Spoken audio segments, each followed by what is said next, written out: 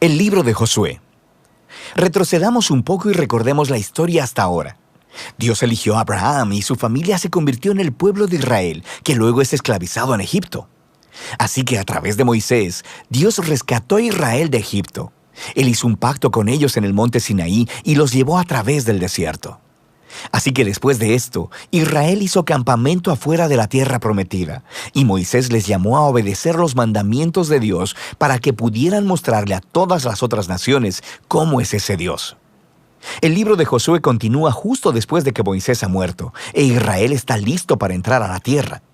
La historia de Josué está diseñada con 4 movimientos principales. Primero, Josué guía a Israel a la tierra prometida. En segundo lugar, una vez que están ahí, se enfrentan con toda la hostilidad de los cananeos y entran en batalla con ellos. En tercer lugar, después de sus victorias, Josué divide la tierra prometida como herencia para las 12 tribus. Y en último lugar, el libro concluye con unos discursos finales que Josué da al pueblo. Profundicemos y veamos cómo fluye todo esto. La primera sección inicia con la muerte de Moisés y Josué es nombrado el nuevo líder de Israel. Y el autor intencionalmente presenta a Josué como el nuevo Moisés. Así que al igual que Moisés, Josué llama al pueblo a obedecer la Torá. Esto es los mandamientos del pacto que les fueron entregados en el monte Sinaí. Y luego, Josué envía espías a la tierra, justo como Moisés lo hizo en Números capítulos 13 y 14, excepto que esta vez las cosas van mejor. De hecho, algunos cananeos incluso cambian de religión y deciden seguir al Dios de Israel.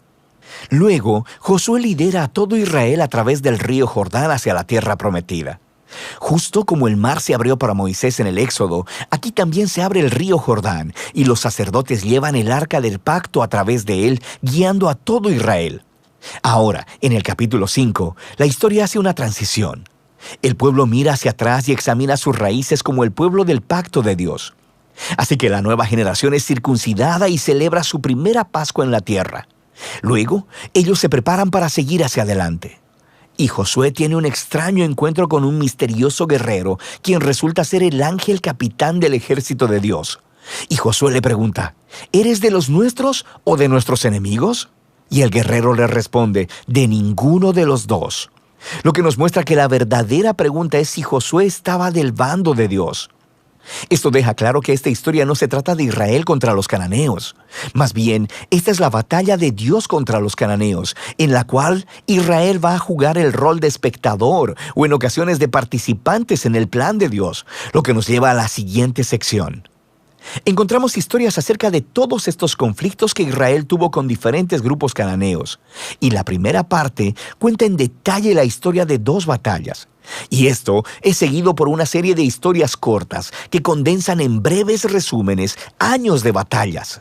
Entonces, las primeras 2 batallas son contra Jericó y contra Ai, y estas ofrecen una imagen contrastando la fidelidad de Dios contra el fracaso de Israel.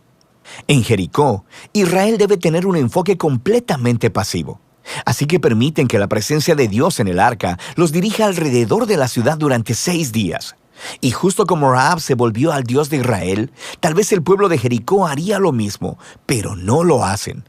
Así que en el 7º día, los sacerdotes tocan las trompetas y los muros caen, produciendo la victoria de Israel. El punto de la historia es que Dios es quien librará a su pueblo. Israel solo necesita confiar y esperar. Ahora, en la siguiente historia de la batalla en Ai, se señala el punto opuesto. Hay un israelita llamado Acán, y él roba de Jericó algunos de los objetos preciosos que solo le pertenecen a Dios, y también miente sobre ello. Esto es algo bastante absurdo después de lo que Dios acaba de hacer por Israel. Así que Israel empieza su batalla con la ciudad de Ai y son completamente derrotados. E Israel obtiene la victoria solo después de arrepentirse con humildad y de lidiar severamente con el pecado de Acán. De manera que estas 2 historias son colocadas juntas para señalar un punto importante. Si Israel va a heredar la tierra, deben ser obedientes y confiar en los mandamientos de Dios. Ellos no recibirán un trato especial. La segunda parte de esta sección comienza con los Gabaonitas, un pueblo cananeo. Y ellos hacen justo lo que Rahab hizo, volverse al Dios de Israel y hacer paz con Israel.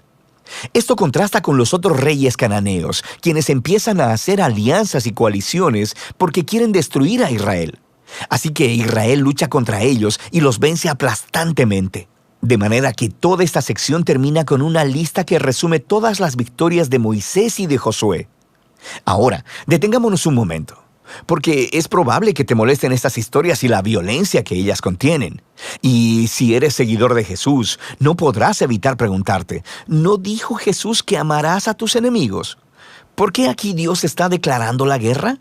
Primero, ¿por qué los cananeos? Las razones principales se nos dan con anterioridad en la historia bíblica. Porque la cultura de los cananeos se había vuelto moralmente corrupta en extremo, especialmente con respecto al sexo. Mira Levítico capítulo 18. Además, también practicaban ampliamente el sacrificio de niños. Mira Deuteronomio capítulo 12. Dios no quería que estas prácticas influenciaran a Israel, así que los cananeos debían ser destruidos, lo cual genera una segunda pregunta. ¿Ordenó Dios realmente la destrucción de todos los cananeos, algo así como un genocidio? A primera vista, esa es la impresión por las frases utilizadas en estas historias.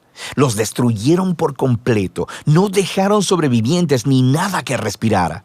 Pero si das un segundo vistazo más de cerca, te darás cuenta de que estas frases son claramente una hipérbole y no literales. Así que regresa a los mandamientos originales sobre los cananeos en Deuteronomio 7. Primero se le dice a Israel que expulsen a los cananeos y luego que los destruyan totalmente. Y estas instrucciones están seguidas de mandamientos sobre no casarse ni hacer negocios con ellos. No puedes casarte con alguien que has destruido, así que ya entiendes el punto. La misma idea aplica a las historias en Josué. Míralas de cerca. Por ejemplo, se nos dice en Josué capítulo 10 que Israel no dejó ningún sobreviviente en las ciudades de Hebrón o de Bir.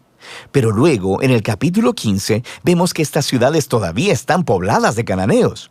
Así que lo que vemos es que la narrativa de Josué cuadra bien con otros registros antiguos de batallas al utilizar lenguaje hiperbólico y no literal como parte de su estilo narrativo. De manera que la palabra genocidio no encaja con lo que vemos aquí, especialmente a la luz de las historias de los cananeos que sí aceptaron al Dios de Israel, como Rahab o los Gabaonitas. Dios estaba abierto a aquellos que se volvieran a Él. Una última cosa que debemos considerar es que estas historias marcan un momento único en la historia de Israel. Estas batallas estaban limitadas a un puñado de pueblos viviendo en la tierra de Canaán. Con todas las demás naciones, Israel estaba llamado por Dios a buscar la paz. Mira Deuteronomio capítulo 20. Así que el propósito de estas historias de batalla nunca es decirle al lector que vaya a ejercer violencia en el nombre de Dios. Más bien, estas historias muestran a Dios llevando su justicia sobre la maldad humana en un momento especial de la historia y de cómo Él libró a Israel de ser aniquilado por los cananeos. Ahora, regresemos al diseño del libro. Después de años de batallas, vemos a un envejecido Josué y quien empieza a dividir la tierra entre las 12 tribus de Israel. Y la mayor parte de esta sección es una lista de fronteras. Y seamos honestos, es un poco aburrida. Es como leer un mapa que no tiene imágenes. Pero para los israelitas, estas listas eran muy importantes. Este era el cumplimiento de las antiguas promesas de Dios a Abraham, de que sus descendientes heredarían la tierra prometida. Así que ahora todo estaba sucediendo hasta el mínimo detalle, lo que nos lleva a la sección final. Josué da 2 discursos al pueblo. Son muy similares a los discursos finales de Moisés en Deuteronomio. Josué les recuerda sobre la generosidad de Dios, cómo Él los trajo a la tierra prometida y los rescató de los cananeos. Así que les llama a alejarse de los dioses cananeos y a ser fieles al pacto que hicieron. Si así lo hacen, esto los llevará a la vida y la bendición en la tierra. Pero si son infieles, Israel mismo hará que caiga sobre sí el mismo juicio divino que experimentaron los cananeos. Serán expulsados de la tierra hacia el exilio.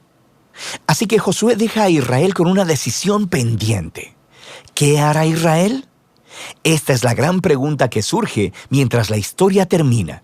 Y este es el libro de Josué.